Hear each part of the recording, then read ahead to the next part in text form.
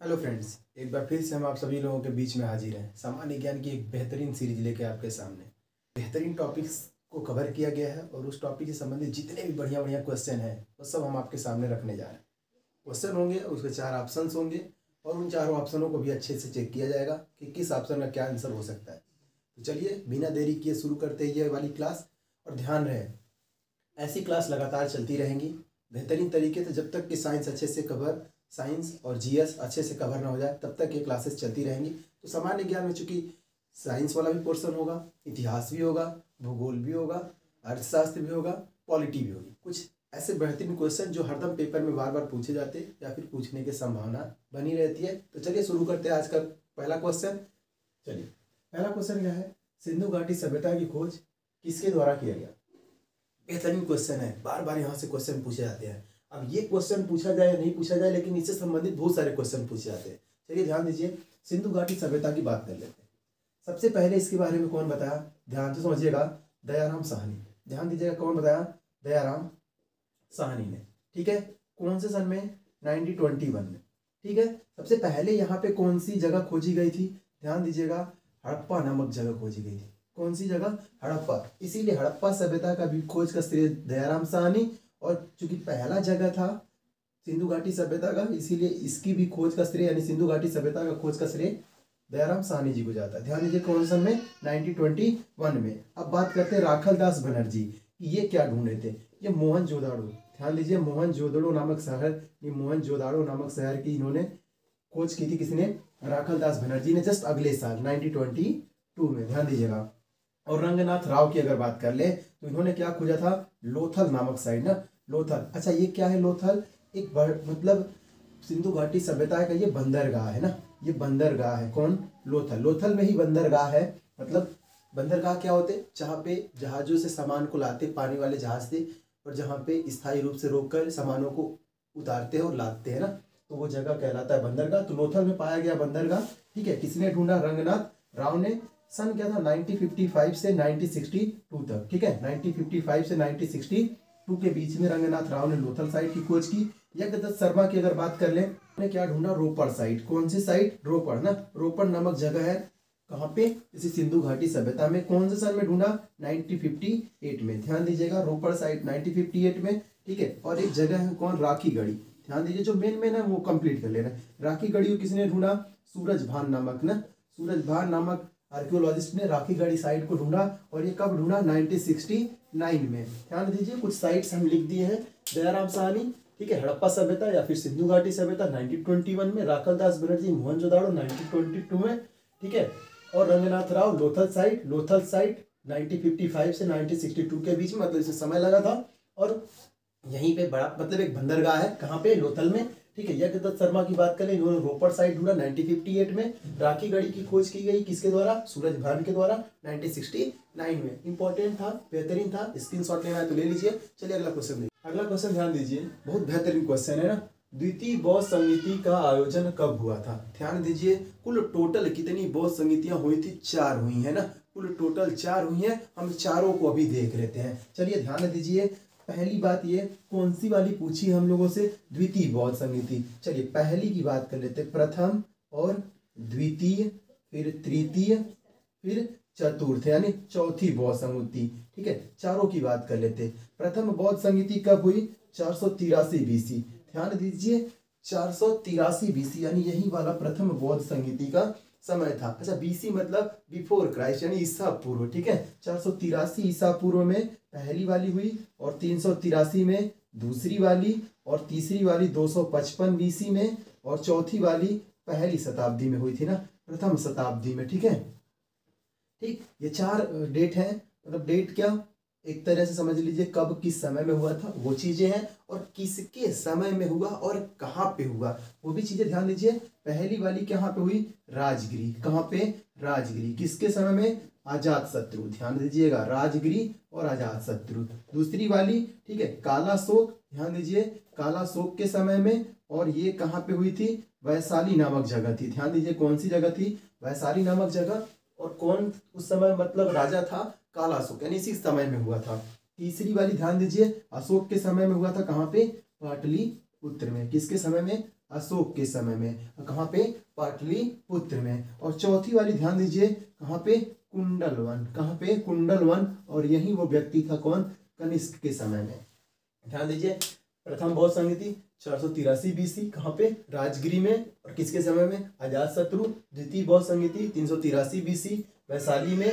किसके समय में? कालाशोक के समय में। तीसरा वाला 255 BC, कहाँ पे? पाटलिपुत्र। और किसके समय में? अशोक के समय में। चौथा वाला प्रथम शताब्दी, कहाँ पे? कुंडलवन। किसके समय में? कनिष्क के समय में। तो कौन सा क्वेश्चन पूछा गया आपसे? द्वितीय बौद्ध संहिता कब हुआ? तो द्वितीय बौद्ध संहिता कब हुआ? ध्यान दीजिए, द्वितीय बौद्ध संहिता 383 BC। तो इसका करेक्ट आंसर ये हो जाएगा। इसके समय में पूछेगा तो भी बता लीजिएगा, कहाँ पे हुआ था तब भी देख लीजिएगा। बेहतरीन क्वेश्चन था। चलिए अगला क्वेश्चन। चलिए अगला क्वेश्चन ध्यान दीजिए, पूछ रहा है इस्लाम धर्म के संस्थापक कौन थे? बहुत बेहतरीन क्वेश्चन है, इस्लाम धर्म के संस्थापक। चलिए कुछ धर्म है जिनके कौन कौन संस्थापक हम खटाखट लिख दे रहे हैं। चलिए गुरु नानक देव की बात कर लें तो गुरु नानक देव किसके संस्थापक हैं? सिख धर्म। कौन से धर्म? सिख धर्म के संस्थापक कौन है? गुरु नानक देव। ठीक है। हजरत मोहम्मद साहब यही है इस्लाम धर्म के, यही है इस्लाम धर्म के संस्थापक। कौन? हजरत मोहम्मद साहब। ठीक है। ऋषभ देव किस किस धर्म के संस्थापक हैं? जैन धर्म। ध्यान दीजिए, कौन से धर्म के संस्थापक हैं? जैन धर्म। जरथुष्ट्र किस धर्म के संस्थापक हैं? ये पारसी धर्म के संस्थापक हैं। और कुछ धर्म है जैसे बौद्ध धर्म के संस्थापक की बात कर लीजिए। ठीक है। बौद्ध धर्म के संस्थापक कौन है? अब जान है गौतम बुद्ध जी ना। ठीक है, ये बौद्ध धर्म के संस्थापक है। अच्छा चलिए, अब गौतम बुद्ध का बचपन का नाम आप कमेंट बॉक्स में बताइएगा, इनके बचपन का नाम क्या था। ठीक है। और कौन सा धर्म? चलिए बात लेते हैं, ईसाई धर्म। कौन सा धर्म?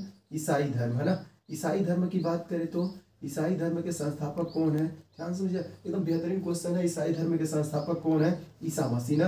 हाँ, इनको सभी लोग जानते होंगे। ईसा मसीह को क्या माना जाता है? ईसाई धर्म के संस्थापक। तो टोटल देखिए, गुरु नानक देव सिख धर्म, हजरत मोहम्मद साहब इस्लाम धर्म, ऋषभ देव जैन धर्म, जरथुष्ट्र पारसी धर्म, बौद्ध गौतम बुद्ध, ठीक है, ईसाई धर्म ईसा मसीह। ठीक है, ये कुछ धर्म थे जिनके संस्थापक कौन थे आपके सामने लिखे हैं। तो हमसे क्वेश्चन में क्या पूछा? इस्लाम धर्म के संस्थापक। तो इस्लाम धर्म के संस्थापक हजरत मोहम्मद साहब जी हैं। चलिए अगला क्वेश्चन देखते हैं। अगला क्वेश्चन ध्यान दीजिए, अगला क्वेश्चन क्या कह रहा है? आकार में दूसरा सबसे बड़ा ग्रह, मतलब सबसे बड़ा नहीं पूछ रहा है, दूसरा वाला सबसे बड़ा पूछ रहा है। तो ध्यान दीजिए, सबसे बड़ा पूछता है तो सबसे बड़ा ग्रह कौन सा था? सबसे बड़ा कौन था? बृहस्पति। ठीक है, था क्या? अभी भी है। सबसे बड़ा ग्रह कौन है? बृहस्पति। ठीक है। शुक्र ग्रह क्या है? सबसे चमकीला ग्रह। ध्यान दीजिए, सबसे चमकीला ग्रह कौन सा है? शुक्र ग्रह। इसी को भोर का तारा भी कहते, शाम का तारा भी कहते, पृथ्वी की बहन भी कहते। किसको?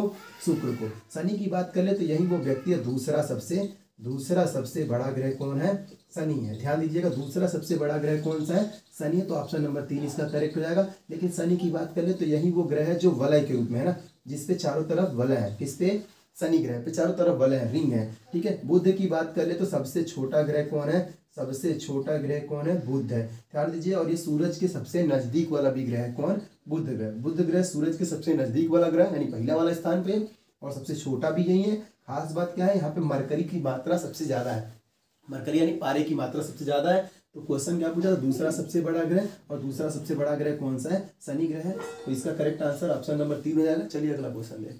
अगला क्वेश्चन ध्यान दीजिए, बहुत बेहतरीन क्वेश्चन है। कह रहा है विश्व का सबसे अधिक ऊंचा पठार है, सबसे अधिक ऊंचा पठार पूछ रहा है। तो अक्सर आप लोग सुने होंगे तिब्बत का पठार सबसे ऊंचा पठार है, अक्सर सुने होंगे। ध्यान दीजिए, सबसे ऊंचा पठार कौन सा है? तिब्बत या पामीर का पठार। अच्छा, ये कहाँ पे है? क्योंकि नाम ही क्लियर है, तिब्बत का पठार यानी तिब्बत में ही है। ठीक है। बात करते हैं अलास्का कहाँ पे है। तो अलास्का कहाँ पे है? यूएसए की पठार है ना, यूएसए की पठार है। कौन? अलास्का। कोरात की बात कर ले तो कहाँ पे है? थाईलैंड। कोरात कहाँ पे है? थाईलैंड नामक जगह पे है ना। ठीक है, कोरात पठार है थाईलैंड नामक जगह पे। चलिए बोलिविया की बात कर ले रहे हैं। बोलिविया कहाँ पे? लापाज। खास बात क्या है इसकी? इस बोलिविया पर्वत की खास बात क्या है कि सबसे बड़ा कौन है? तिब्बत का पामीर का पठार। लेकिन बोलिविया दूसरे नंबर का सबसे बड़ा पठार है। ध्यान दीजिएगा, पहले नंबर का सबसे बड़ा पठार तिब्बत या पामीर का पठार, दूसरे नंबर का सबसे बड़ा पठार बोलिविया का पठार। कहाँ पे है? लापाज में। कोरात कहाँ पे है? थाईलैंड। अलास्का कहाँ पे? यूएसए। क्वेश्चन क्या बन सकता है कि अलास्का नामक पठार किस जगह पे पाया जाता है या किस जगह पे उपस्थित है? कहाँ पे? यूएसए में। ठीक है, ये सब भी चीजें आप ध्यान दीजिएगा। तो इसका करेक्ट आंसर क्या हो जाएगा? तिब्बत या पामीर का पठार। चलिए अगला क्वेश्चन देखते हैं। ध्यान दीजिए, मणिपुर की प्रसिद्ध झील। अगला क्वेश्चन है बहुत बेहतरीन है। ध्यान दीजिए, पहले चिल्का झील की बात कर लेते हैं। चिल्का झील कहाँ पे? उड़ीसा। चिल्का झील कहाँ पे है? उड़ीसा में। ध्यान दीजिएगा। और हुसैन सागर की बात कर ले, कहाँ पे है? आंध्र प्रदेश, है ना। कहाँ पे है? आंध्र प्रदेश में। ठीक है। कौन सा झील? हुसैन सागर। ठीक। पेरियार झील की बात करें तो कहाँ पे है? केरल में। पेरियार झील कहाँ पे है? केरल में है। लोकटक झील यही वो व्यक्ति है ना, यही वो झील है, यही लोकटक झील जो कहाँ पे है? मणिपुर में है। बहुत प्रसिद्ध झील है लोकटक झील, कहाँ पे? वो मणिपुर में है। अच्छा, कुछ प्रसिद्ध झील की बात कर ले, जैसे जम्मू कश्मीर, बहुत बेहतरीन है। जम्मू कश्मीर की अगर बात कर ले, जम्मू कश्मीर की बात कर ले तो यहाँ पे कौन कौन सी झील है? ध्यान दीजिएगा, डल झील, वुलर झील, ठीक, शेषनाग झील, शेषनाग झील, नागिन झील, यहाँ पे बहुत सारी झीलें हैं ना। तो मेन कौन है? डल झील, वुलर झील। कहाँ पे है? जम्मू और कश्मीर में। क्वेश्चन क्या पूछा था? मणिपुर की प्रसिद्ध झील कौन सी झील है? लोकटक झील। कहाँ पे है? मणिपुर में। चलिए अगला क्वेश्चन देखते हैं। ध्यान दीजिए, अगला क्वेश्चन कह रहा है पीली क्रांति किससे संबंधित है?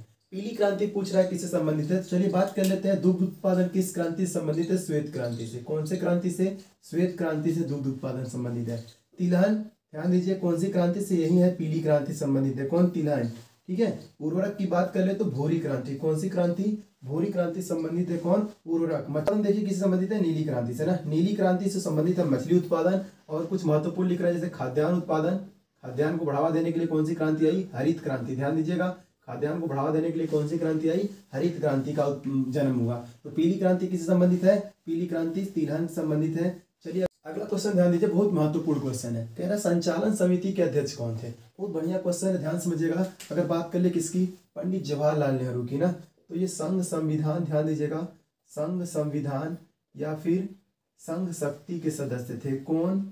पंडित जवाहरलाल नेहरू। ठीक है। डॉक्टर भीमराव अंबेडकर की बात करें तो ये प्रारूप समिति के सदस्य थे, अध्यक्ष थे। प्रारूप समिति के अध्यक्ष कौन थे? डॉक्टर भीमराव अंबेडकर। और डॉक्टर राजेंद्र प्रसाद की बात करें तो यही वो व्यक्ति थे जो संचालन समिति के और झंडा समिति दोनों के सदस्य को तो अध्यक्ष कौन थे? डॉक्टर राजेंद्र प्रसाद। डॉक्टर सरदार वल्लभ भाई पटेल की बात कर ले तो ये थे प्रांतीय संविधान के अध्यक्ष। कौन? सरदार वल्लभ भाई पटेल। तो सरदार वल्लभ भाई पटेल प्रांतीय संविधान के अध्यक्ष थे। डॉक्टर राजेंद्र प्रसाद संचालन और झंडा समिति के अध्यक्ष थे। डॉक्टर भीमराव अंबेडकर प्रारूप समिति के अध्यक्ष थे। पंडित जवाहरलाल नेहरू संघ संविधान और संघ शक्ति के अध्यक्ष थे। आपसे क्वेश्चन क्या पूछा है? संचालन समिति के अध्यक्ष। तो संचालन समिति के अध्यक्ष कौन हो गए? डॉक्टर राजेंद्र प्रसाद। चलिए अगला क्वेश्चन देखते हैं। अगला क्वेश्चन ध्यान दीजिए, अगला कह रहा है विटामिन बी का रासायनिक नाम है ना। तो चलिए कुछ महत्वपूर्ण विटामिन है जिसके हम रासायनिक नाम लिख रहे हैं। विटामिन ए की बात कर ले तो रेटिनाल। ध्यान दीजिएगा, विटामिन ए का रासायनिक नाम रेटिनाल। कौन सी कमी से रोग होता है? ध्यान दीजिएगा, प्रतौधी रोग होता है। विटामिन बी की बात करें तो थायमीन, इसका केमिकल नाम क्या है? थायमीन। रोग कौन सा? बेरी। विटामिन सी की बात करें तो एस्कॉर्बिक एसिड। कौन सा एसिड? हाँ, एस्कॉर्बिक अम्ल। कौन सा रोग होता है? स्कर्वी। विटामिन डी की बात कर ले तो इसका कैल्सीफेरॉल। क्या नाम है? रासायनिक नाम कैल्सीफेरॉल। ठीक है। कौन सा रोग होता है? रिकेट्स यानी सूखा रोग। विटामिन ई की बात करें तो टेकोफेरॉल। क्या नाम है इसका? टेकोफेरॉल। क्या नाम है? Chemical name. विटामिन के की बात कर ले तो फिलोकिनोन। ध्यान दीजिएगा, फिलोकिनोन। अब अच्छा, क्या पूछा क्वेश्चन में हम लोगों से? विटामिन बी का रासायनिक नाम। अब विटामिन बी का रासायनिक नाम क्या है? थायमीन। तो देख लीजिए ऑप्शन नंबर कौन सा करेक्ट हो रहा है? Option number 4।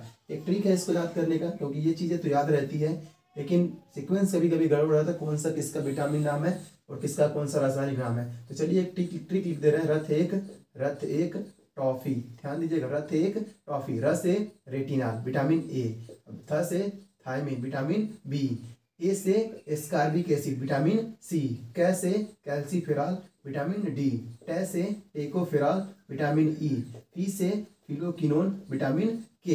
कमेंट बॉक्स में आप लोग एक चीज छापिएगा, विटामिन के की कमी से कौन सा रोग होता है। चलिए ध्यान दीजिए, तो कौन सा पूछा था? विटामिन बी, और इसका आंसर क्या हो जाएगा? चौथा सही रहेगा थायमीन। चलिए अगला क्वेश्चन देखते हैं।